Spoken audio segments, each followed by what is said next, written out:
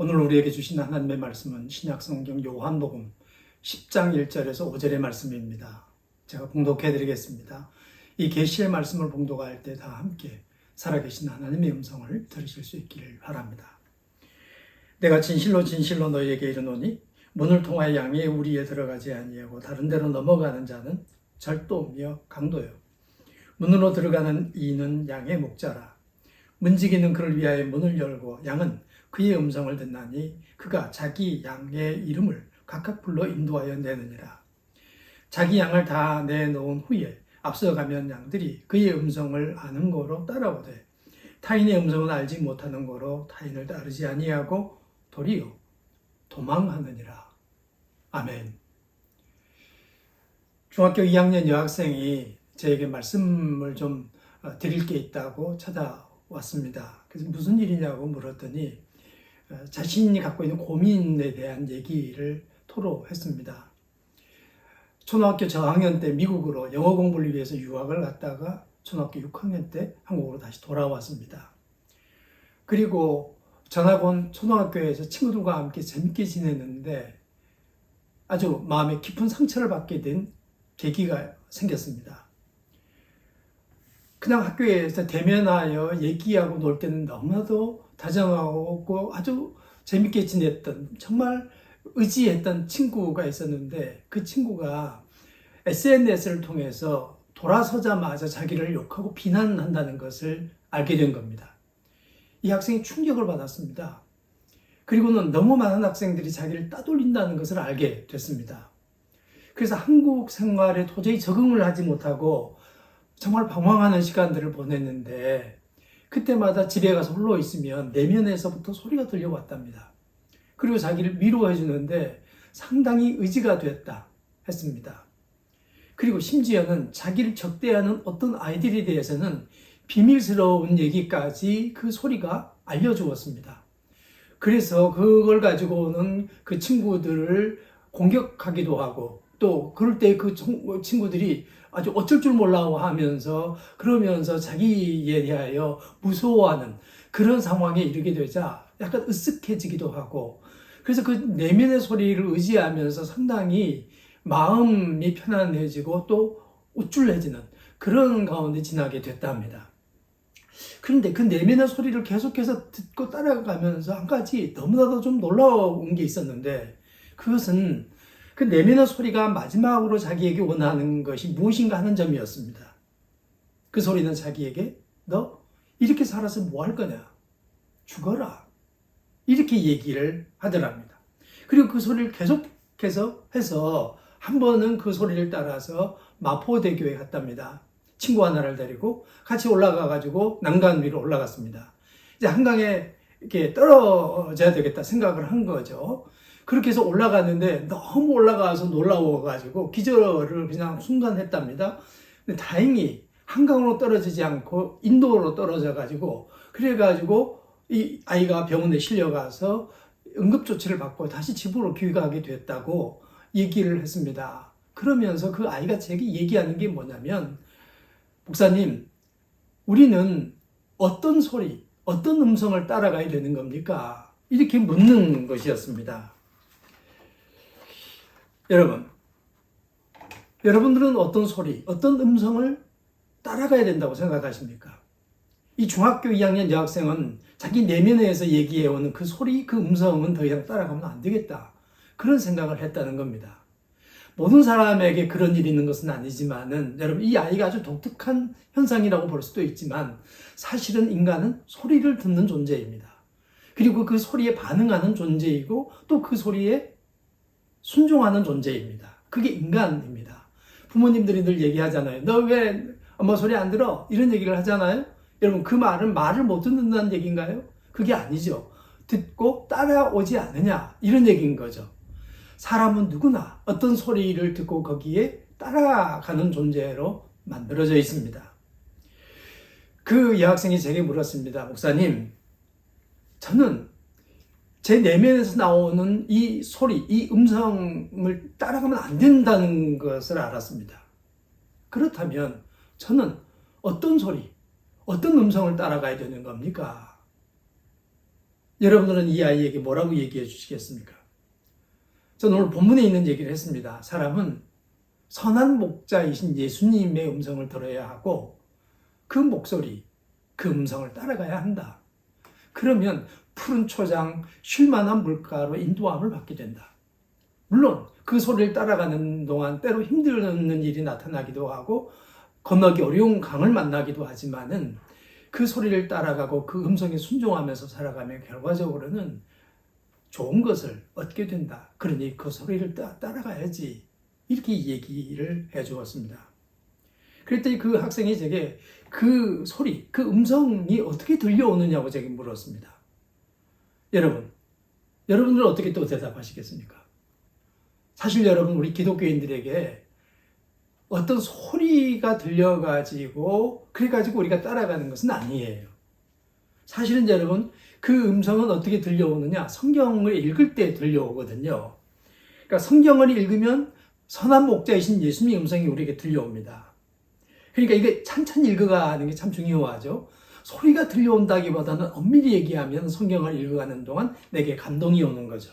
그래서 하나님께서 원하는 것을 결심하게 됩니다. 그리고 그 말씀에 순종하게 되는 그런 일이 있게 되는 거죠.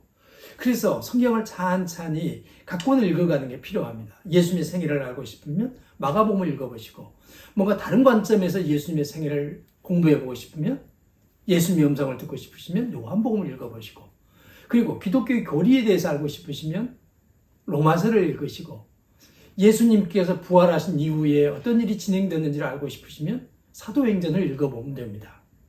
교회의 여러 가지 현상들에 대해서 궁금한 게 있으시면 고린도서를 읽어보시고, 개인적으로 힘겨운 일들을 만나서 살아가기가 너무 버겁다고 느껴지시면 시편을 읽어보시기 바랍니다. 그러면 그 성경을 읽는 동안에 여러분들이 하나님의 음성을 들으실 수 있게 되는 거죠. 그러니까 성경에 한 권, 우리가 66권 있으면 한 권을 정해서 그 말씀을 꾸준하게 이렇게 일정한 기간 동안 읽어가는 것, 이게 매우 이제 중요한 방법이죠.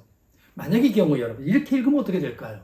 성경을 눈을 감고 오늘 어디 읽지? 그리고 손을 짚어요. 그러고 난 다음에 거기 보니까 성경 말씀 마태복음 27장 5절이 있는 거예요. 그래서 이게 오늘 나에게 주신 말씀이군. 그리고 그 말씀을 읽습니다. 유다가 은을 성소에 던져놓고 물러가서 스스로 목매어 죽으니라. 이게 좀 이상하죠. 이건 아닌가 보다. 이렇게 생각이 돼가지고, 다시 다른 데를 좀 읽어봐야겠다 하고는 또 뒤집어가지고 딱 짚었어요. 보니까 이번에는 누가복음 10장 37절이에요. 보니까 예수께서 이르시되, 가서 너도 이와 같이 하라. 이렇게 되어 있어요. 깜짝 놀랐어요. 나더러 그럼 자살하라는 얘기인가? 이렇게 놀라게 되지 않겠어요? 그러니까 이렇게 성경을 펼쳐가지고 탁 손을 짚어가지고, 여기 오늘 이게 하나님께 주신 말씀인가 보다. 이렇게 읽어가는 건 좋지 않은 방법입니다. 그냥 성경 각본을 처음부터 차분하게 이렇게 읽어가시면, 앞에서 제가 말씀드린 것처럼 가이드라인을 따라서 읽어가시면, 그러면 여러분들에게 아주 유익한 결과를 가져오게 될 겁니다. 하나님의 음성이 소리로 들려오는 게 아니라는 것을 여러분 꼭 기억하실 필요가 있습니다. 말씀을 읽어가는 동안 성령께서 여러분들의 마음속에 감동을 불러일으켜서 그 말씀대로 살아가야 되겠다는 결심을 하게 하고, 그리고 그 말씀에 순종하여 예수님의 삶을 뒤따라가는 그와 같은 생을 살아가게 되는 것, 그게 성경 읽기가 우리에게 가져다주는 선물입니다. 그러니까 하나님의 음성이 내 내면에서 어떤 소리로 들려질 것이다 라는 생각은 내려놓으시고, 하나님께서 나를 성경 읽을 때 감동시키셔서 당신께서 원하는 삶을 살아가도록 나를 동기부여하신다, 이렇게 보시면 틀림없는 얘기가 되겠습니다. 두 번째는, 하나님의 소리는 설교 말씀을 통해서 들려옵니다.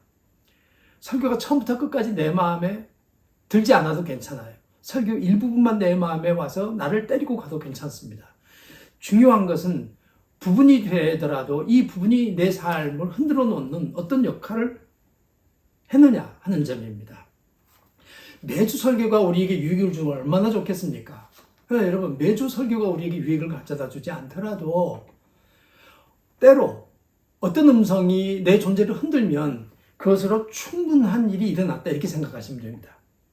그래서는 설교 말씀을 여러분들이 정성껏 들으시는 게 필요합니다. 기도하면서 오늘 하나님께서 나에게 무슨 말씀을 하실까 기대를 가지고 예배당에 가고 설교 말씀을 통해서 그 음성을 듣게 되시면 여러분들이 아주 훌륭한 그리스도인의 삶을 살아갈 수 있게 됩니다. 그리고 또 하나가 사건입니다. 하나님은 사건을 통해서 말씀하십니다. 초대교회 성도들은 스데반 집사가 순교한 사건을 통해 가지고 예루살렘을 떠나서 그 근동 지역으로 흩어지게 되지 않습니까? 여러분, 이 사건을 통해 가지고 복음이 예루살렘을 넘어서서 온 유대 또 땅끝까지 이르러 전해지는 결정적인 기회를 얻게 됩니다. 아시다시피 여러분, 이 안디옥 교회가 세워지게 되는데 이 안디옥 교회를 통해서 사도 바울이 선교사로 파송되지 않습니까? 그렇게 되면서 복음이 온 세계로 전해지는 결정적인 계기를 얻게 됩니다. 사건. 스데반 집사가 순교당하는 사건은 매우 초대교회 성도들에게 충격이고 아픔이었지만은 그것 때문에 흩어졌을 때에 복음도 함께 예루살렘의 경계를 넘어서 온 세계를 향하여 나아가게 되는 결정적인 기회를 얻게 됐습니다. 그러니까 여러분, 어떤 사건을 통해서 하나님께서 우리에게 얘기하실 때 멈춰서 계시지 마시고 그 사건이 주는 교훈을 따라서 나가셔야 되는 거죠. 문 하나가 닫히면 또 하나의 문은 열리게 마련입니다. 그러니까 하나님께서 여시는 문을 따라서 가시면 틀림없이 여러분이 그 사건을 통해서 아주 좋은 것들을 얻게 되실 것입니다. 아시는 대로 반짝이는 모든 게 금은 아니지 않습니까? 마찬가지로 우리의 내면에서 소리가 들려오는 경우가 있는데 그 모든 소리가 다 옳은 것은 아닙니다. 어떤 것들은 사탄의 음성이에요. 그래서 그 음성을 따라가면 안 됩니다. 누굴 따라가야 될까요? 선한 목자이신 예수 그리스도의 음성을 따라가셔야 합니다. 그럴 때 여러분들은 푸른 초장으로 쉴만한 물가로 인도함을 받게 됩니다. 크리스찬의 삶에 찬송이 넘쳐나게 되죠. 감사가 넘쳐나게 됩니다. 결과적으로 모든 것이 합력해서 선이 이루어지는 복된 역사가 여러분의 삶 가운데 나타나게 됩니다. 그러하니 여러분, 다른 사람들 얘기 들으려고 애쓰지 마시고 다른 사람들이 뭐라고 하는가 그 소리에 너무 마음을 빼앗겨서 살아가지 마시고 하나님께서 여러분에게 뭐라고 얘기하시는지를 들으셔야 합니다. 하나님께서는 여러분들에게 내가 너를 사랑한다 이렇게 말씀하시지 않습니까? 그 음성을 들으셔야 합니다. 그리고 각 사람에게 또 주시는 음성이 있습니다.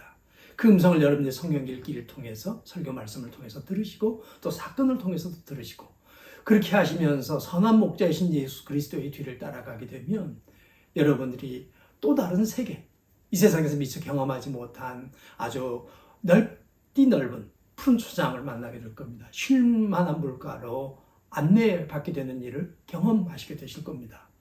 그 귀한 은혜와 복이 여러분들과 함께 하시기를 바랍니다.